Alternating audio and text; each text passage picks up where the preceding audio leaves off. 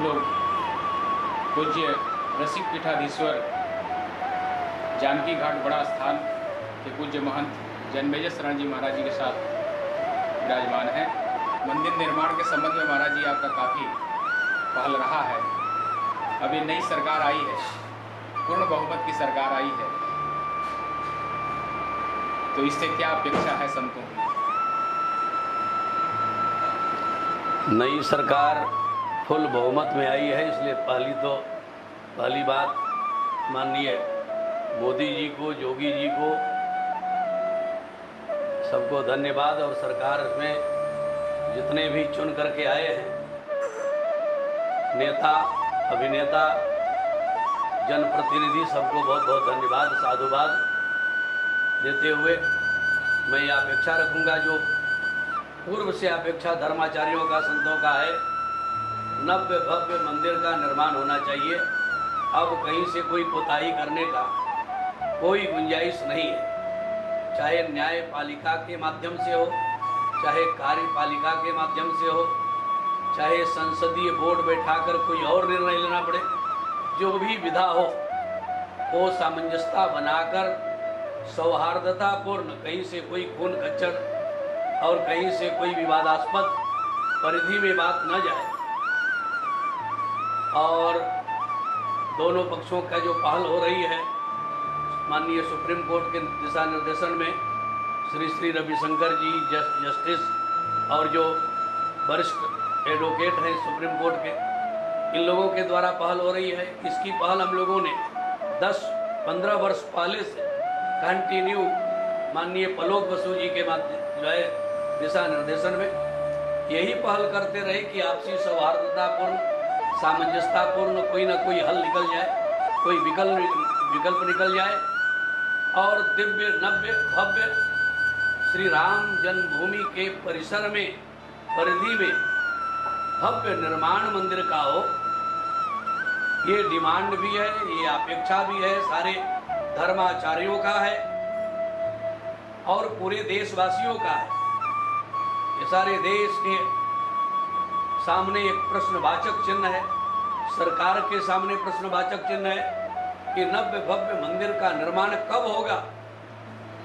अब उसको टालने की कोई गुंजाइश नहीं प्रतीत हो रही है। इसलिए मैं अपेक्षा, फुल बहुमत जो आई है सरकार, इससे भी अपेक्षित हूँ कि सारे धर्माचार्यों के, सारे देशवासियों के मन में, चिंतन में, मनन में जो बात बार बार आ रही है। हम लोग पूरे देश में घूमते हैं, एक रिक्शा चालक से लेकर बड़े बड़े उद्योगपति तक और मठाधीश तक सब प्रश्न रखते हैं। अयोध्या वासी आप हैं, अयोध्या में मंदिर कब बनेगा, इसका हम लोग उत्तर नहीं दे पाते हैं, निरुत्तर हो जाते हैं। ये प्रश्नवाचक चिन्ह जो है और एक बहुत बड़ी चुनौती सरकार के लिए भी है, पूरे देशवासियों की ओर से, पूरे धर्माचार्यों की ओर से, ये मंदिर जल्दी से जल्दी इसका जो है पटाक्षेप हो और निर्विवाद परिधि में, सौहार्दतापूर्ण परिधि में इसका नव्य भव्य निर्माण हो। एक के बाद एक गिनती एक से शुरू होती है, इसलिए श्री राम मंदिर का भव्य नव्य निर्माण हो जाए। इसके बाद मोदी जी जहाँ से चुनाव जीत रहे, वहाँ पर बाबा विश्वनाथ जी का भी भव्य नव्य निर्माण हो। इसके बाद मथुरा की ओर, त्रेता युग के बाद द्वापर युग आया, तो द्वापर युग में मथुरा में लीला पुरुषोत्तम भगवान श्री कृष्ण का भी नव्य भव्य मंदिर का निर्माण हो। ये पूरे देश की, सारे धर्माचार्यों की अपेक्षा है। इन अपेक्षाओं का प्रतिपादन करना सरकार का नैतिक धर्म है। जय सिया राम। मैं रसिक पीठाधीश्वर मान जन्मेजय शरण, श्री राम जन्मभूमि मंदिर निर्माण न्यास के राष्ट्रीय प्रेसिडेंट श्री जानकी घाट बड़ा स्थान अयोध्या से बोल रहा हूँ। और ये पूरे धर्माचार्यों का संदेश और पूरे देशवासियों का संदेश है। जय सिया राम। हम लोग बैठे हुए हैं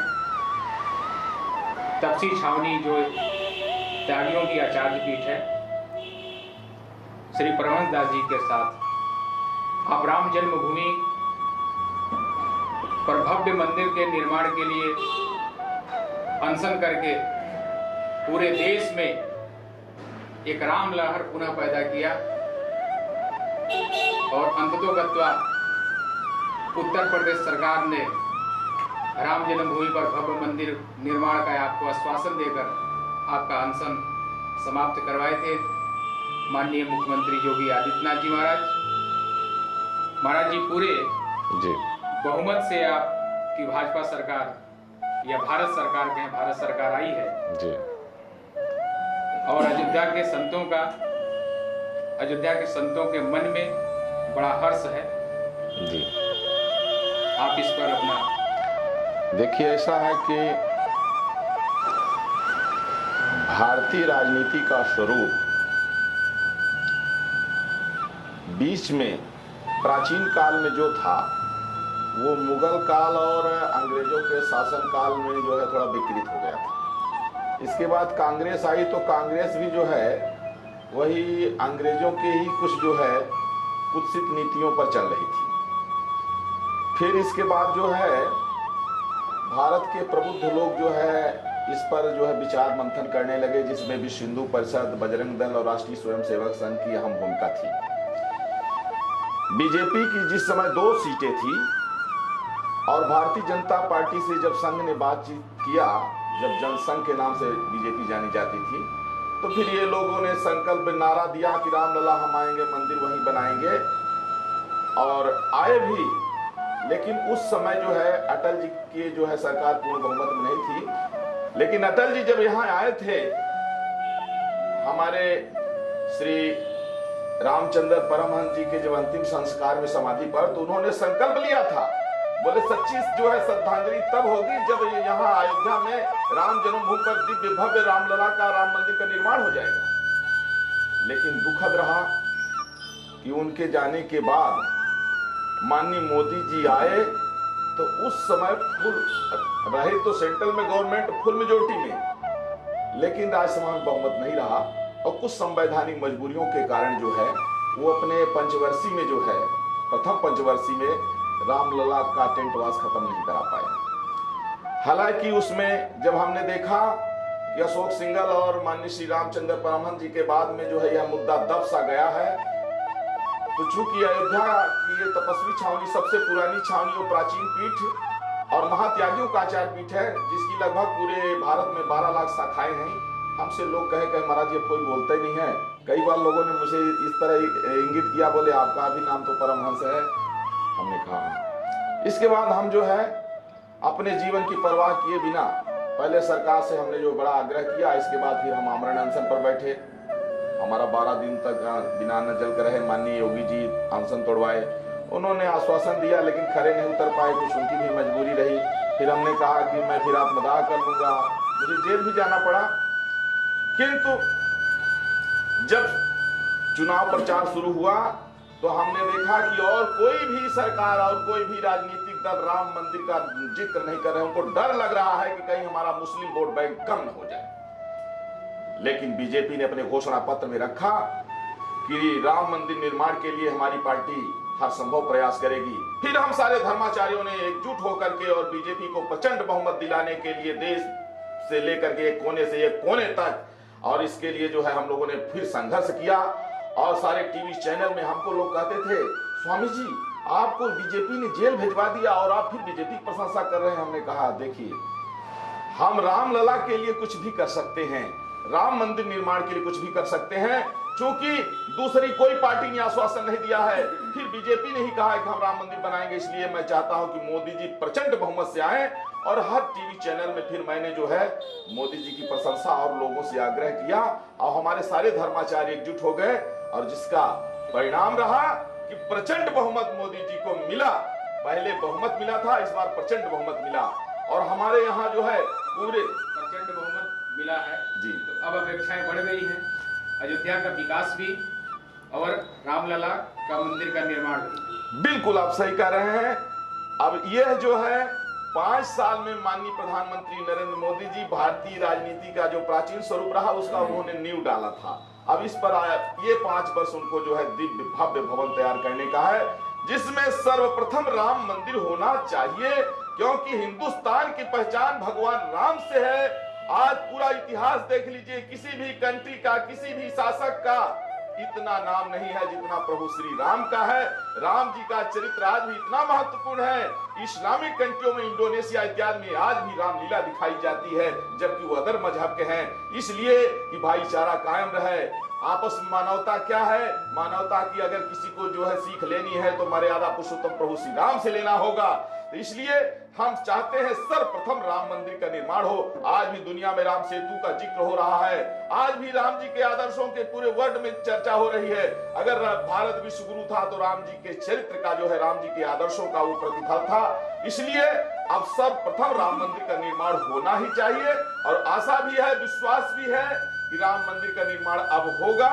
और इसके लिए पूरे हिंदुस्तान के जितने धर्माचार्य हैं, जितने राम भक्त हैं, इसके लिए सब लोगों ने मोदी जी को चुना है, और आशा विश्वास के साथ में। और पहले की इनका विकास था, विकास की नारा था जी, सबके साथ का नारा था जी। इस बार एक नया नारा आया साथ में कि सबका साथ, सबका विकास और सबका विश्वास।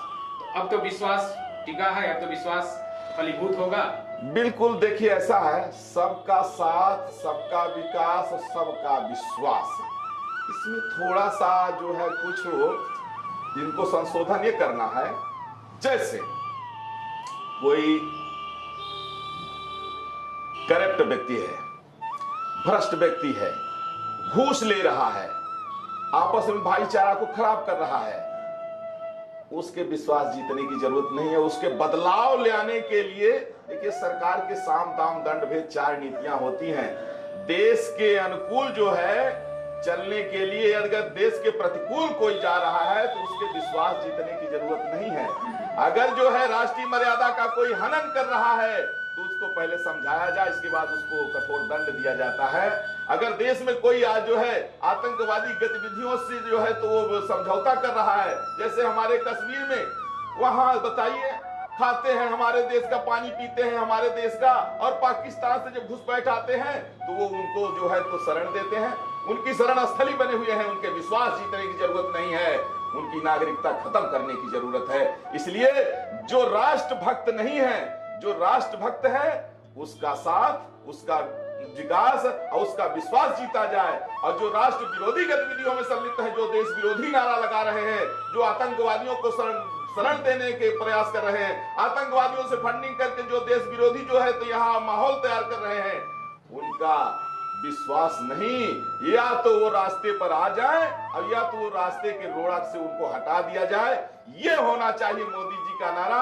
हम चाहते हैं अब राष्ट्रभक्त ही जो है, राष्ट्रीय मर्यादा का हनन करने वाला चाहे कोई भी हो, उसको कठोर से कठोर दंड दिया जाए। यदि उसके विकास की और उसके विश्वास की बात होगी तो फिर मानवता इससे जो है कहीं न कहीं से प्रभावित होगी।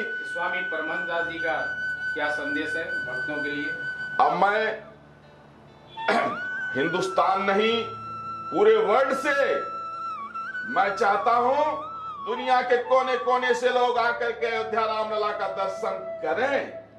और प्रभु श्री राम मानव मात्र के लिए है, चाहे किसी भी कंट्री का कोई हो। अगर मानवता का कोई जो है संदेश लेना है, अगर उच्च कोटि की मानवता आपको जो है स्थापित करनी है, तो आप अयोध्या रामलला का दर्शन करें और दिव्य भव्य राम जी का मंदिर बने। इसके लिए हम चाहते हैं कि भारतीय जनता पार्टी के जितने भी पदाधिकारी हैं, जितने भी लीडर हैं, सांसद, विधायक हैं, और माननीय प्रधानमंत्री नरेंद्र मोदी जी और श्री उत्तर प्रदेश के माननीय श्री आदित्यनाथ योगी जी से आग्रह करता हूं कि एक दिन भी अब अगर बीत रहा है तो ये समझा जा रहा है कि हम लोगों को वज्रपात हो रहा है। क्यों? क्योंकि हमारा देवता सातवें आसमान पर नहीं रहता, हमारा देवता निराकार नहीं है। हमारे राम जी खेलते हैं, हमारे राम जी भोजन करते हैं। हमारे यहाँ की उपासना, आप बहुसंख्यक समाज की उपासना को समझिए, यदि एक दिन भी उनका टेंटवास हो रहा है तो 100 करोड़ हिंदुओं के ऊपर वज्रपात हो रहा है। इसलिए मैं चाहता हूं, जब सारे धर्मों को जो है आप सम्मान दे रहे हैं, जब आप चाहते हैं सब धर्म जो है सबका सम्मान हो, तो फिर हिंदू धर्म को ही क्यों जो है इतना तिरस्कृत किया जा रहा है? हमारे रामलला के साथ में इतना क्यों अन्याय हो रहा है? हमारे बहुसंख्यक समाज का गला क्यों घोटा जा रहा है? इसलिए अब हम चाहते हैं योगी जी और मोदी जी से कि अब एक दिन का भी विलंब यदि हो रहा है तो इससे जो है निश्चित रूप से रामलला को कष्ट है और राम भक्तों को अपार कष्ट है। शीघ्र से शीघ्र राम मंदिर का निर्माण हो, और इसके बाद राम जी का जो आदर्श है, जिस दिन राम मंदिर का निर्माण हो जाएगा उस दिन भारत में ये भ्रष्टाचार और ये बलात्कार जैसे घिनौने कुकृत्य सुनने को फिर नहीं मिलेंगे, और भारत विश्व गुरु के पद पर प्रतिष्ठित हो जाएगा। और इसके बाद राम मंदिर के बाद राष्ट्र मंदिर बने। राष्ट्र मंदिर जो है, जो भी कोई है, बेरोजगारी खत्म होनी चाहिए। प्रत्येक व्यक्ति को कम से कम 10,000 रुपया, जो बेरोजगार हैं, जिनको एक पैसे की भी आमदनी नहीं है, कम से कम 10,000 रुपए उनको पूरे हिंदुस्तान में ऐसा हो कि हर व्यक्ति को मिले, उसकी योग्यता के हिसाब से उसको काम दिया जाए। तब जो है व्यक्ति, जब देखिए, जब पेट के लिए जब परेशान रहता है, पढ़ लिख करके जब बेरोजगार रहता है, तब फिर वो व्यक्ति जो है क्या सोचेगा? इसलिए हम चाहते हैं कि ये सरकार जो है ऐसा कुछ करे कि बेरोजगारी जड़ से खत्म हो जाए। जय श्री राम, वंदे मातरम, भारत माता की जय।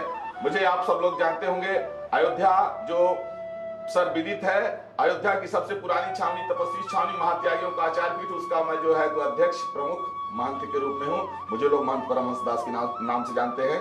वंदे मातरम। जो भी भाई चंदा लेने पड़ेगा। संतों के संग के आज कार्यक्रम में सरयू तट पर स्थित राम जन्मभूमि के शलाघा पुरुष प्रतिवाद भयंकर स्वामी श्री रामचंद्र परमहंस जी महाराज के